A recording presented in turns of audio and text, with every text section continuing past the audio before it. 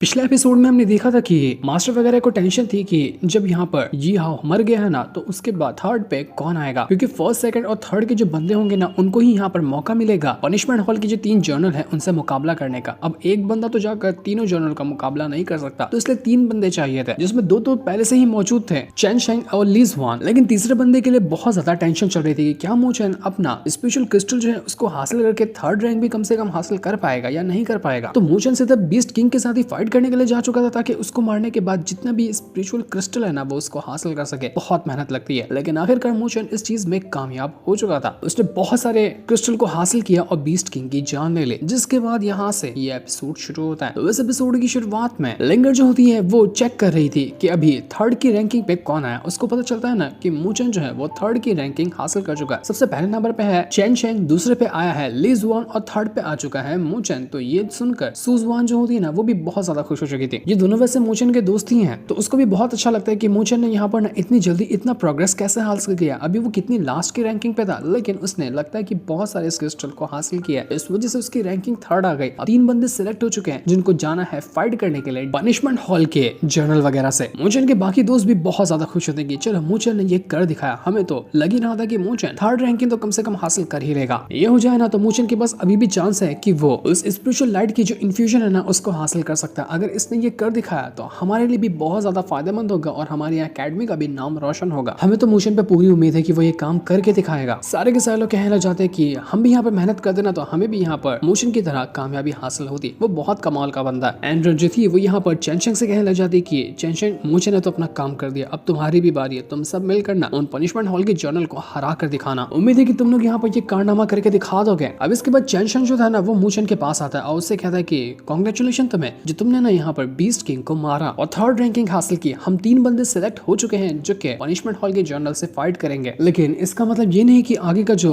सफर होगा ना वो आसान होगा। वो तीनों जो जर्नल है ना वो बहुत ज्यादा खतरनाक है। ये दोनों मिलकर मू चेन को एक खास जगह पर लेकर आते हैं और यहाँ पर लाने के बाद ना वो उसको डिटेल बताने लग गए थे कि हमें बहुत कुछ पता है उन तीनों की तीनों जर्नल के बारे में, तो जितना हमें पता है ना उतना हम तुम्हें बताने की कोशिश करेंगे। अब सारी चीजें ना तुम्हारे ऊपर भी डिपेंड करती है, क्योंकि हम तो पूरी कोशिश कर चुके हैं कि हम यहाँ पर डीमन जर्नल का मुकाबला करेंगे, लेकिन तुम ही पहली बार ना उन जर्नल से फाइट करने जा रहे हो, तो ये तुम्हारे लिए थोड़ा सा ज्यादा मुश्किल होगा। वो तीनों की तीनों हमारी जो अकेडमी है ना उसके एलीट लेवल के डिसाइपल हैं, जिनमें से सबसे पहला जो जर्नल आता है ना उसका नाम है तियान यान। वो एकदम से ना सनका हुआ बनता है, उसको खाली बैटल के अलावा कुछ नजर ही नहीं आता। वो अंधाधुन अटैक करता रह चाहता है, किसी के ऊपर भी हो जाए, और एक बार वो अटैक करना शुरू करे ना वो रुकता ही नहीं है। उसकी सबसे कमाल की टेक्निक है फ्लेम आर्ट, जो कि फायर की मदद से वो क्रिएट करता है। अब दूसरा जो जर्नल है ना उसका नाम है किनशेन। उसके पास एक ऐसा डिवाइन आर्ट है ना, जब भी उसने यूज किया है आज तक की जिंदगी में वो कभी हारा ही नहीं है। उसके डिवाइन आर्ट का कभी तोड़ निकल कर आया ही नहीं सामने, इतना कमाल का है वो किनशेन। अब इसके बाद आता है आखिरी वाला जर्नल जो कि एकदम ही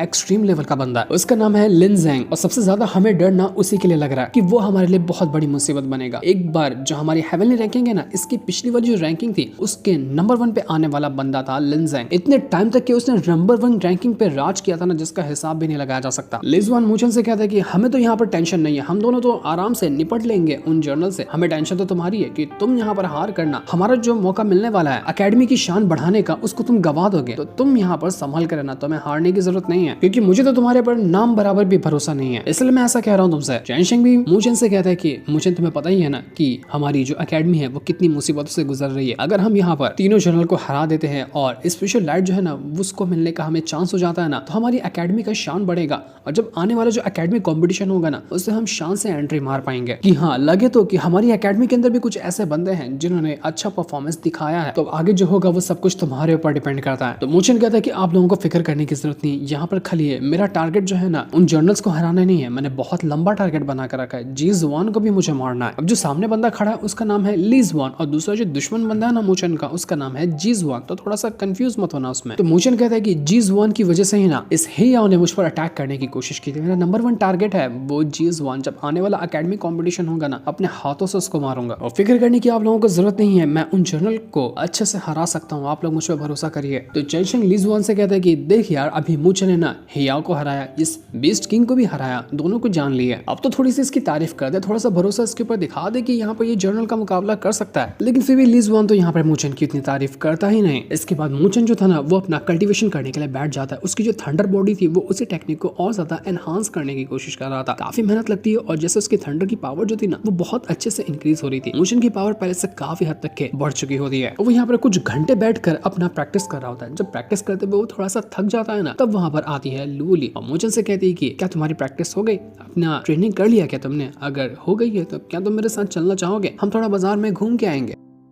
तो मूचन कहता है कि हाँ बिल्कुल चलो चलते हैं। तो इसके बाद ना मूचन और लूल ये दोनों बाजार में आ जाते हैं और कुछ सामान वगैरह देखने लग जाते हैं कि यहाँ पर कुछ काम की चीज मिलती है या नहीं मिलती है। तो बाजार में काफी सारी चीजें मिली थी। कुछ यहाँ पर स्पेशल क्रिस्टल भी होते हैं, कुछ कल्टीवेशन से जुड़ी हुई चीज भी होती है और अलग अलग तरह की चीजें होती है। बाजार ऐसा था कि अगर किसी कल्टिवेटर के पास कोई कमाल की चीज है ना तो वो यहाँ पर उसको बेच भी सकता है, बाकी दूसरे लोग आकर यहाँ पर उसको खरीदेंगे। लूली जी थी मूचन से कहती कि तुम मेरे साथ बाहर घूमने के लिए आके क्या मैंने तुम्हारी कल्टीवेशन को डिस्टर्ब किया क्या? तुम और प्रैक्टिस करने वाले थे, मेरी वजह से तुम उसको डिले तो नहीं कर रहे हो ना? देखो अगर ऐसा है तो तुम वापस जा सकते हो अपना प्रैक्टिस करने के लिए। तो मूचन कहता है कि अरे नहीं यार, जब मैं तुम्हारे साथ रहता हूँ ना मुझे बहुत अच्छा लगता है और कुछ देर का मैंने ब्रेक ले लिया तो इससे कुछ भारी मुसीबत नहीं आ जाएगी, मैं हैंडल कर लूंगा, तुम मेरी फिक्र बिल्कुल ही मत करो, चलो हम थोड़ा और घूमते हैं। कभी कभी तो ऐसा मौका मिलता है हम दोनों को यहाँ पर घूमने का। तो लूली कहती है कि देखो मेरे लिए ना तुम कुछ मत करना, क्योंकि सबसे पहला जो तुम्हारा टारगेट है ना वो स्पिरिचुअल लाइट जो है उसको हासिल करना, जो कि तुम यहाँ पर स्पिरिचुअल लैंड के अंदर भी लेने की कोशिश कर रहे थे लेकिन तुम उसको नहीं ले पाए और तुम्हें वहां से बाहर निकाल दिया गया। लेकिन इस बार जब तुम्हें दोबारा से मौका मिला है ना स्पेशल लाइट हासिल करने का, तो मैं नहीं चाहती कि मेरी वजह से तुम्हें वो मौका हाथ से गंवाना पड़ जाए। तो तुम जी जान लगाकर मेहनत करो और उस लाइट को हासिल करने की कोशिश करना, क्योंकि तुम्हारे ऊपर ही डिपेंड करता है हमारा नॉर्थन स्पिरिचुअल एकेडमी जो है ना उसकी रेपुटेशन, उसकी सारी की सारी उम्मीद है, क्योंकि तुम और एक दो ही ऐसे कल्टिवेटर हैं जो कि हमारी एकेडमी के अंदर स्ट्रॉन्ग है। जितने भी लो लेवल के डिसेबल वगैरह थे ना वो सब यहाँ पर आकर मूचन से कहना चाहते कि मूचन बिल्कुल तुम जाकर ना उस लाइटनिंग को हासिल करना जो कि तुम्हें मिलने वाली है, तुम अगर वो हासिल कर लोगे ना तो हमारी एकेडमी के नाम कितना ज्यादा रोशन होगा, हमें तुम्हारे पे पूरा भरोसा है। वो सब यहाँ पर मूचन को मोटिवेट कर रहे थे, तो ये देखकर मूचन को भी ना काफी अच्छा लगता है। तो वो सभी से कहता है कि मैं अपनी पूरी जी जान लगा दूंगा, मैं आप लोगों को निराश नहीं करने वाला, मैं स्पिरिचुअल लाइट जो है ना उसको हासिल करके रहूंगा। तभी लूली जो होती है ना उसको अजीब सा लगने लग जाता है। उसके स्पिरिचुअल वर्ल्ड के अंदर जो स्वॉर्ड रखी हुई है उसके लुओ क्लान की सबसे पावरफुल स्वॉर्ड में से एक जो कि लूली के पास है वो अचानक से चमकने लग गई थी, क्योंकि उस स्वॉर्ड ने आसपास कुछ अजीब सी चीज को महसूस किया था। लूली जैसे चेक करती है ना वहां पर एक स्टोन रखा होता है, इस स्टोन को कहा जाता है गॉड स्टोन। तो जब यहाँ पर ये स्टोन को देखा ना लूली के स्पिरिचुअल वर्ल्ड के अंदर से स्वॉर्ड ने, तो वो यहाँ पर चमकने लग गया था। समझ जाती है लूली कि इस स्टोन का कुछ ना कुछ तो कनेक्शन है मेरी स्वॉर्ड के साथ। तो जो बंदा इस स्टोन को बेच रहा था वो कहता है कि अरे तुम्हें पता है ये स्टोन ना बहुत ज्यादा कमाल का है, मेरे परदाता के परदाता ने इसको ढूंढा था और तब से हम लोग यहाँ पर इसको बेच कर रखे, जब तक कोई कमाल का बंदा नहीं आता इसको खरीदने के तब तक हम बेचने का तैयार ही नहीं थे। लगता है कि तुम तो मूचन हो, बहुत ज्यादा फेमस बंदे हो, तुम इसको खरीदोगे ना तो तुम्हें हम बिल्कुल इसको बेचेंगे, तुम तो उस जनरल से फाइट भी करने के लिए जा रहे हो तो तुम्हारे लिए बहुत ज्यादा फायदेमंद होगा। मूचन कहता है कि डायरेक्ट तुम मुद्दे पर आओ और मुझे बता कि इसकी कीमत क्या है। जिस पर वो दुकान वाला कहता है कि ज्यादा नहीं मांग रहा, बस 20 लाख सिक्के मांग रहा। मूचन तो ये सुनकर कुछ जवाब ही नहीं था, सीधा लूली को लेकर चलने लग जाता है। कह रहे छोड़ो 20 लाख, दिमाग सनक गया इसका। तो ये देखकर दुकान वाला कहता है कि तुम 10 लाख देना, लेकिन फिर भी मूचन नहीं मानता। तो 5 लाख देना, 2 लाख देना, 1 लाख देना, लेकिन फिर भी मूचन मान ही नहीं रहा था। तो आखिरी में कहता है कि चल भाई तू 150 रुपया दे दे, तो 150 सिक्के में इसको लेके जाए, इससे कम मैं नहीं कर सकता। तो मूचन कहता है कि ठीक है मैं इतने में लूंगा। बार्गेनिंग करने में तो फाइनल बॉस निकला मूचन। इसके बाद ये दोनों ना वहां से जंगल के पास आ चुके थे। लूली मूचन से कहती है कि मूचन तुमने बिना जाने कि ये स्टोन है क्या चीज, किस तरह से ये काम आ सकता है, इतने सारे पैसे खर्च कर दिए, वो भी सिर्फ मेरे लिए। तो मूचन कहता है कि अरे यार कहाँ खर्च किए, सिर्फ 150 रुपए तो लगा, ये तो बहुत कम कीमत हुई। तो लूली कहती है कि हाँ बिल्कुल, तुम्हें जो ये 150 सिक्कों में मिला है ना ये बहुत ज्यादा कम कीमत है इसकी। तुम्हें पता है इस स्टोन को कहा जाता है गॉड स्टोन। इस स्टोन की मदद से ही ना मेरा वो जो स्वॉर्ड है ना स्पिरिचुअल वर्ल्ड के अंदर, उस स्वॉर्ड पे लगी हुई पहली सील को क्रिएट किया गया था। मेरे जो ग्रैंडफादर थे उन्होंने 3 सील को लगाया है मेरी स्वॉर्ड के ऊपर। तो मुझे ना यहाँ पर तीनों की तीनों सील को तोड़ना है। ग्रैंडफादर ने कहा था कि अगर मैं तीनों की तीनों सील को तोड़ देती हूँ और उसके बाद इस स्वॉर्ड का अच्छे से यूज कर पाती हूँ ना, तब मैं काबिल हो जाऊंगी इस चीज के कि मैं अपने क्लान की रिस्पॉन्सिबिलिटी को उठा सकती हूँ। उन्होंने मेरे लिए ये चैलेंज रखा था कि अगर मैं तीनों सील को तोड़ दूं तभी जाकर मैं अपने क्लान में वापस आऊं और वहां की जिम्मेदारियां उठाऊं। तो जितना मैं यहाँ पर सील को तोड़ते जाऊंगी ना उतना वो दिन करीब आता जाएगा जब मुझे यहाँ से रवाना होगा अपने क्लान में जाने के लिए। तो मुझे यहाँ पर उससे कहता है कि तुम्हें फिक्र करने की जरूरत नहीं है, मैं हूं ना तुम्हारे साथ, तुम जहाँ पर भी जाओगी ना मैं तुम्हारे साथ खड़ा रहूंगा। जानता हूँ कि अभी मैं उतना स्ट्रॉन्ग नहीं बना, तुम्हारे ऊपर जो जिम्मेदारी ना तुम्हारे क्लान की वो बहुत ज्यादा बड़ी है, लेकिन मैं कोशिश पूरी करूंगा। वादा करता हूँ तुमसे कि मैं खुद को इतना काबिल बनाऊंगा कि मैं तुम्हारे क्लान को प्रोटेक्ट करने की कोशिश करूंगा। तुम्हें ना अपने क्लान की जिम्मेदारी खुद अकेले अपने ऊपर बोझ बनाकर उठाने की जरूरत नहीं है, मैं हूँ तुम्हारे साथ और हमेशा तुम्हारे साथ रहूंगा। ये सुनकर लूली जो थी वो बहुत ज्यादा खुश हो जाती है। वो कहती है कि तुम मुझे प्रोटेक्ट करोगे ना, तुमने वादा किया है तो मुझे यकीन है कि तुम अपना वादा पूरा करोगे। तो ठीक है, आज ना हम इस वादे को पक्का कर लेते हैं। आज मुझसे ये वादा करो कि तुम चाहे दुनिया में कितनी भी बड़ी मुसीबत क्यों ना आ जाए, कुछ भी क्यों ना आ जाए, हमेशा मेरे साइड खड़े रहोगे, मुझ पर भरोसा करोगे और मेरा साथ देने की कोशिश करोगे, कभी मुझे धोखा नहीं दोगे, कभी मुझे छोड़कर नहीं जाओगे।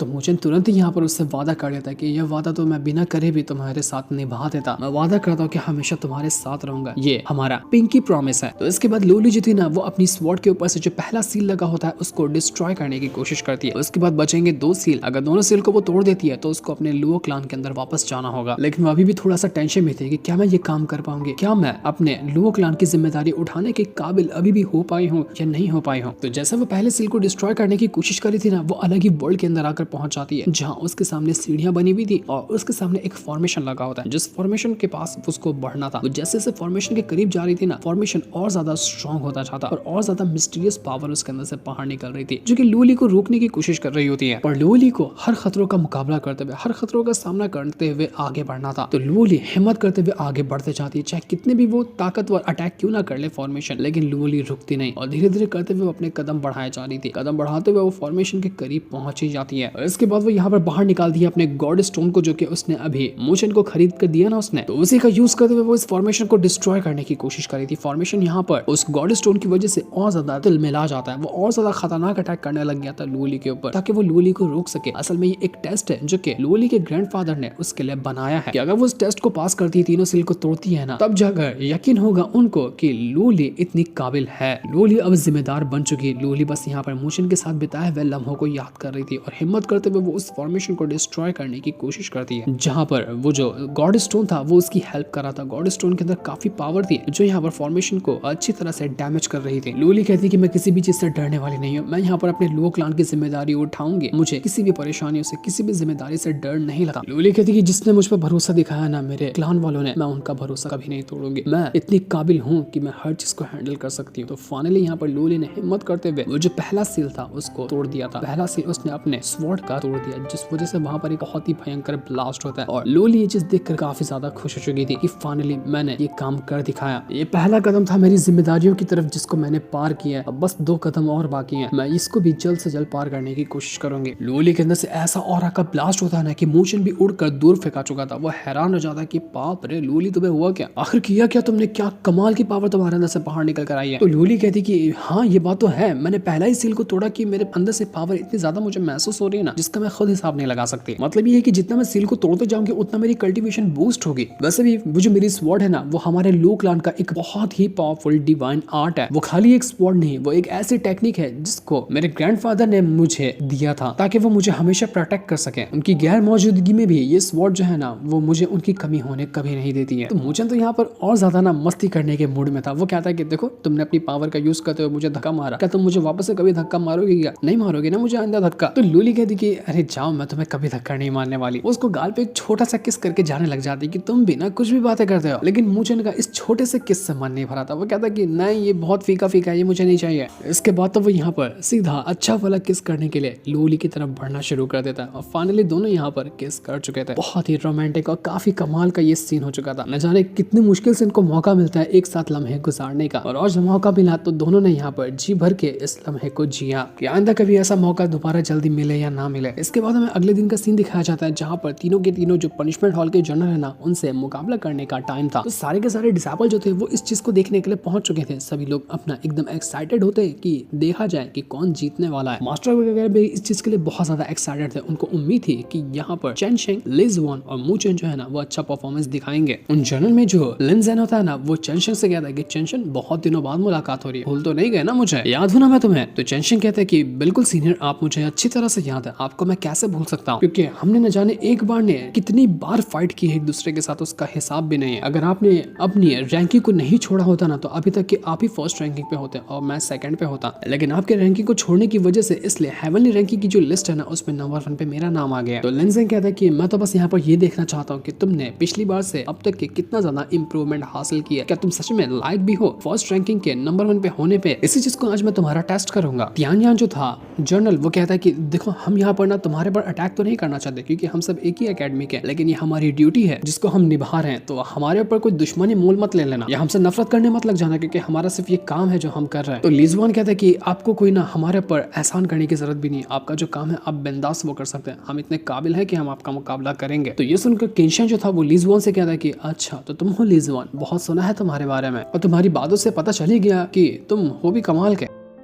तो लिजुआन भी कहता है कि सीनियर केंशन मैं आपके साथ ना फाइट करना चाहता हूँ, देखना चाहता हूँ कि आपका जो डिवाइन आर्ट है ना जो आज तक के कभी नहीं हारा, क्या मैं उसको हरा सकता हूँ। तो केंशन जो था वो लिजुआन से कहता है कि देखो मैं तुम्हारे ऊपर ना बोझ नहीं डालूंगा, मैं तुम्हें 10 बार मुझ पर अटैक करने का टाइम देता हूँ, तुम 10 बार मुझ पर अटैक करो और 10 में से एक भी अटैक मुझे लग गया ना मैं तुम्हारा ये राउंड क्लियर करवा दूंगा, तुम्हें इतनी आसानी दी है मैंने, बस ये करके दिखा दो। तो लिजुआन कहते हैं कि ठीक है, जब आपको अपने ऊपर इतना कॉन्फिडेंस है ना तो मैं आपका कॉन्फिडेंस तोड़ने के लिए तैयार हूँ। लिजुआन तुरंत अपनी पावर को एक्टिवेट करने लग गया था ताकि केंशन के साथ फाइट कर सके। तो वो तुरंत ही चला जाता है केंशन के ऊपर अटैक करने के लिए, लेकिन वो अटैक कर ही नहीं पाता। हर बार ना वो जो केंशन होता है वो अपने आप को बचा लिया करता। केंशन के कई सारे क्लोन थे जो यहाँ पर उसके अटैक को रोकने की कोशिश कर रहे थे और अब तक के यहाँ पर लिजुआन ने 3 अटैक को कर लिया था, बस 7 अटैक बचे थे, 7 में से एक भी अटैक उसको यहाँ पर केंशन के ऊपर हिट करना ही पड़ेगा। तो लिजुआन कहता है कि आपको इतना खुश होने की जरूरत नहीं, अभी भी 7 ना काफी है आपके ऊपर अटैक करने के लिए, आपके ऊपर एक ना एक अटैक तो करके दिखाऊंगा ही। तो केंशन कहता है कि फिर देर किस बात की, डर रहे हो क्या अगले अटैक करने के लिए, चलो एक साथ जो भी तुम्हारे पास कमाल की टेक्निक है ना सबका यूज कर लो, मैं देखना चाहता हूँ कि तुम मुझ पर अटैक कर पाते हो या नहीं कर पाते हो, मजा आएगा इस फाइट को देखने में। तो इतना कहते साथ ही केंशन जो था ना वो तुरंत अपनी बांसुरी को एक्टिवेट करता। बांसुरी को एक्टिवेट करने के बाद वो एक अलग ही वर्ल्ड के अंदर सीधा पहुंचा चुका था। उसी लिजुआन को बांसुरी की धुन ही ना लिजुआन को किसी अलग ही वर्ल्ड के अंदर ले जाती है जो कि बहुत ही ज्यादा मिस्टीरियस लग रहा होता है। चैनशंग तो कहता है कि लिजुआन के लिए ना ये तो बहुत ज्यादा कमाल की बात हो गई कि केंशन ने उसको 10 अटैक करने का मौका दिया, मुझे तो लगता है कि वो इसमें कामयाब हो ही जाएगा, लेकिन फिर भी ये केंशन जो है ना वो कमाल का बंदा है, ये इतना इजी तो उसको ये करने देगा नहीं। उसने जहाँ पर फंसाया है ना इस लिजुआन को वो एक इल्यूजन वर्ल्ड है। लिजुआन अपने सारे अटैक कर देगा लेकिन तब भी उसको पता ही नहीं चलेगा कि उसने जिस पर अटैक किया ना सच में वो यहाँ पर केंशन था या उसका कोई क्लोन था या किसी और चीज के ऊपर वो अटैक कर रहा है। इस तरह का माइंड गेम खेला है केंशन ने लिजुआन के साथ। तो यही वजह है कि लिजुआन का ना यहाँ पर टिक पाना थोड़ा सा मुश्किल है। केंशन तो यहाँ पर लिजुआन से कहता है कि लिजुआन क्या हुआ, दूर क्यों खड़े हो, अटैक नहीं करने वाले क्या, कितने अटैक हो गए तुम्हारे, मैं तो गिनती ही भूल गया, दिखाओ दिखाओ कि तुम और कितने अटैक मुझ पर कर सकते हो, मैं तो तैयार हूँ तुम्हारे अटैक झेलने के लिए। लिजुआन अटैक पे अटैक करता लेकिन उसको समझ ही नहीं आ रहा था कुछ भी कि वो अटैक करे किसके ऊपर, क्योंकि जब भी क्लोन आते ना अगर वो उसके ऊपर अटैक कर देता तो क्लोन को तो अटैक करके कोई मतलब नहीं है, लेकिन उसके 10 में से एक अटैक ऐसे वेस्ट हो जाते थे। तो वो क्लोन के ऊपर भी ढंग से अटैक नहीं करता बल्कि उल्टा वो क्लोन के अटैक को खाते जा रहा था। वो अपने 10 अटैक को वेस्ट करने का रिस्क ले ही नहीं सकता था, इस वजह से कई बार उसको बहुत बुरी चोट भी लग जाती, लेकिन फिर भी वो यहाँ पर रुकता नहीं। तो केंशन कहता है कि अच्छी बात है तुम यहाँ पर इतने टाइम तक तो ठीक है, मुझे नहीं लगा था कि तुम यहाँ तक टिक पाओगे। तो इसके बाद ना वो केंशन अपनी और ज्यादा पावर को एक्टिवेट करने लग गया था, वो और भी ब्रूटल अटैक तैयार करता है ताकि वो यहाँ पर इस लिजुआन को हरा सके। जैसे से वो धुन बजाता था ना उसकी धुन इतनी कमाल की होती थी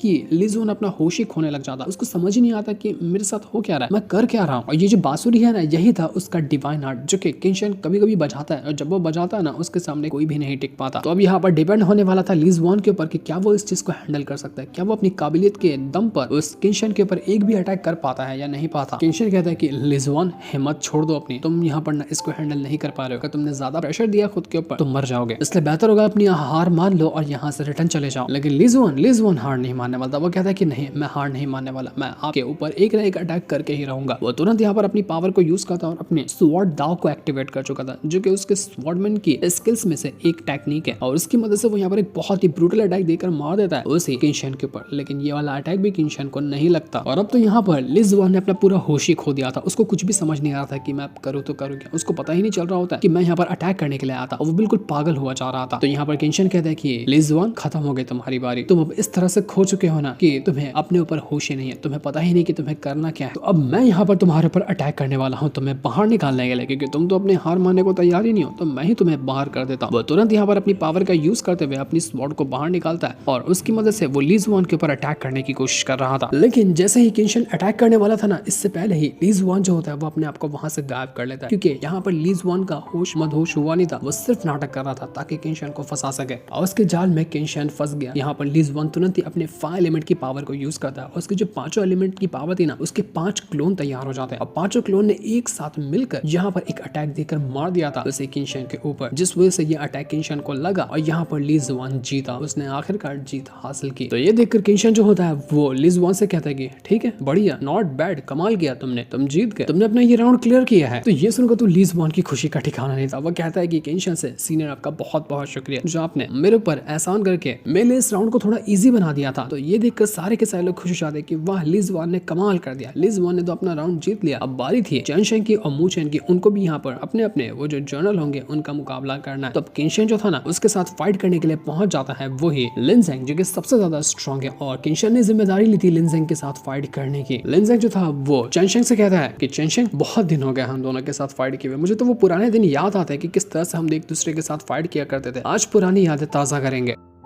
तो चेंशिंग भी यहाँ पर थोड़े मजे लेते हुए कहता है कि सीनियर, मैं भी देखना चाहता हूँ कि आपकी स्वॉर्ड के अंदर ना आज भी उतनी धार है या नहीं है जितना कि पहले हुआ करती थी। तो इसके बाद तो लिन ज़ेंग जो था वो तुरंत अपनी स्वॉर्ड को बाहर निकालता है और कहने लग जाता है कि ठीक है, मैं तो तैयार हूँ, चल तुम अपना भाला भी निकाल लो, क्योंकि तुम हमेशा भाले का यूज करते हो ना। देखते हैं कि आज मेरी स्वॉर्ड में या फिर तुम्हारे भाले में किसमें ज्यादा दम है। इसके बाद तो दोनों के दोनों वहां पर बैटल के लिए तैयार हो चुके थे। चेंशिंग और लिन ज़ेंग के बीच में कमाल का बैटल शुरू हो चुका था, जहाँ पर लिन ज़ेंग तो एक के बाद एक करते हुए चेंशिंग के ऊपर अटैक करता है, लेकिन चेंशिंग भी लिन ज़ेंग को बहुत अच्छी टक्कर दे रहा था। दोनों पुराने दोस्त थे और दोनों कई बार फाइट कर चुके हैं, तो एक दूसरे के मूव को ना बहुत अच्छे से समझ रहे थे। चेंशिंग को पता था कि लिन ज़ेंग किस तरह से कब अटैक करेगा और उसी तरह से लिन ज़ेंग को पता था कि चेंशिंग कहां से अटैक कर सकता है। इस वजह से दोनों की जो टक्कर होती है ना, वो बिल्कुल नेक टू नेक बराबर थी। लिन ज़ेंग चेंशिंग से कहता है कि क्या स्पीड है तुम्हारी, तुम तो पहले से काफी ज्यादा इंप्रूव हो चुके हो, मजा आ रहा है तुम्हारे साथ फाइट करके। ये फाइट तो हम जल्दी रोकेंगे ही नहीं, लेकिन फिर भी तुम्हारी कुछ कुछ जो टेक्निक है ना, वो अभी तक उतनी स्ट्रॉन्ग नहीं हुई, तुम उसको भी अच्छी तरह से यूज करो, तभी जाकर तुम मुझे हरा पाओगे। दोनों की फाइट कमाल के तरीके से शुरू हो चुकी थी, लेकिन शुरुआत में ना चेंशिंग यहाँ पर थोड़ा मार खाने लग जाता है। लिन ज़ेंग उसको बहुत मारता है। वो उससे कहता है कि क्या हुआ चेंशिंग, अभी नंबर 1 रैंकिंग पे मौजूद हो, लेकिन फिर भी तुम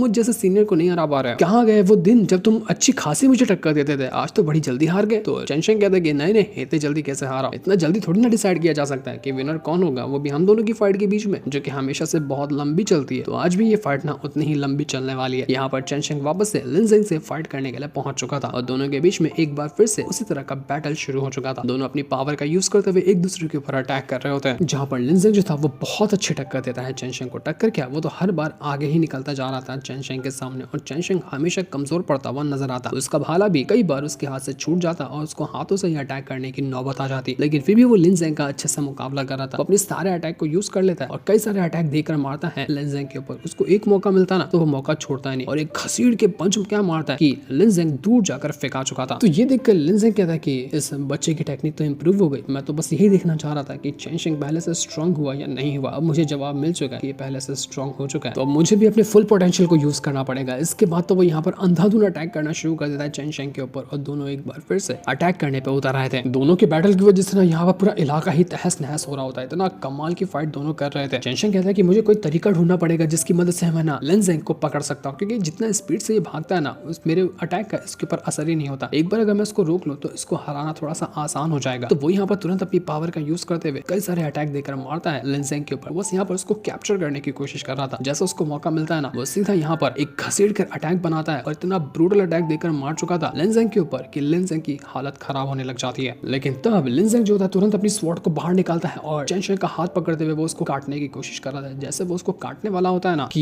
यहाँ पर चेंशिंग तुरंत अपने भाले को पीछे से एक्टिवेट करता है। उसने इसी चीज में तो फंसाने की कोशिश की थी लिन ज़ेंग को कि सामने से वो अटैक करने जाएगा ना तो पीछे से वो अपने भाले का यूज कर लेगा। तो पीछे से आते हुए भाला जो था वो एकदम करीब आकर पहुंच चुका था लिन ज़ेंग के। अटैक नहीं करता चेंशिंग, वो अटैक रोक लेता, लेकिन ये मतलब साफ कर दिया था कि चेंशिंग यहाँ पर लिन ज़ेंग को हरा चुका है, वो उसके ऊपर अटैक करके दिखा सकता है। तो चेंशिंग ने भी यहाँ पर लिन ज़ेंग को हरा कर अपना राउंड जीता। ली ज़ुआन और चेंशिंग दोनों के दोनों ने अपने अपने जनरल को हरा दिया था। अब बारी थी मू चेन की। चेंशिंग लिन ज़ेंग से कहता है कि मैं जानता हूँ आपने अपने फुल पोटेंशियल का यूज नहीं किया, आपने कई सारे ना स्लो अटैक किए और कमजोर लेवल के अटैक किए मुझ पे ताकि मुझे चोट ना लग जाए, तो इसका एहसान ना मैं आपका कभी नहीं भूलूंगा। तो लिन ज़ेंग कहता है कि अरे हारना हारना होता है, मैं तुम्हारे सामने हार चुका हूँ, बस मैं अपनी हार मानता हूँ। तुमने अपना राउंड जीता, तुम्हें कांग्रेचुलेशन, तुम जा सकते हो, लेकिन एक बात याद रखना, मुझे तुम्हारे पर प्राउड है, तुम सच में ना फर्स्ट रैंकिंग पे जो हो, हेवनली रैंकिंग के, उसके हकदार हो। अब सारी उम्मीदें टिकी हुई थी मूचेन के ऊपर कि मूचेन को यहाँ पर ना उस यान यान जो है उससे मुकाबला करना है और उसको हराना है, तभी जाकर वो जो स्पिरिचुअल लाइट है ना वो उनको मिलेगी। चेंशिंग मूचेन को बेस्ट ऑफ लक भी कहता है कि तुम्हारे पर मुझे भरोसा है कि तुम इसको जीत कर दिखाओगे। अब ये फाइट तो हमें इस एपिसोड में नहीं दिखाई जाती, वो हमें पता चलने वाला है अगले एपिसोड के अंदर, जो बहुत ज्यादा कमाल का होगा, जिस दिन को दिखाते हैं। साथ ही ये वाला एपिसोड यहीं पर एंड हो जाता है। Thanks for watching.